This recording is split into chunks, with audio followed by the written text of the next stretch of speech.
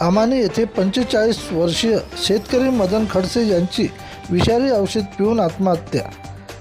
फक्त 2 महिन्यावर येऊन ठेपले होते मुलीचे लग्न। बँकेच्या कर्जाच्या तणावात मालेगाव तालुक्यातील मौजे आमानी येथे 9 मार्च रोजी युवा शेतकरी मदन ज्ञानबा खडसे वय 45 हा आमानी गावापासून 2 ते 3 किलोमीटरवर असलेली त्याची स्वतःची शेती गट क्रमांक 346 असलेल्या शेतात जाऊन त्याने विषारी औषध पिऊन आपली जीवनयात्रा संपवली आहे।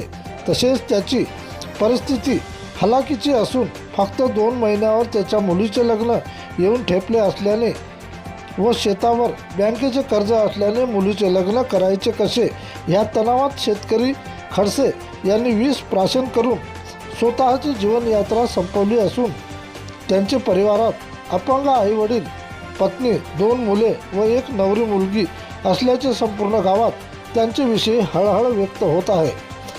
त्यांचा मुलगा शेतात पाहणी करिता गेला असता त्यांचे शेजारी विषारी औषध दिसल्याने मुलाने गावात फोनवरून माहिती दिली।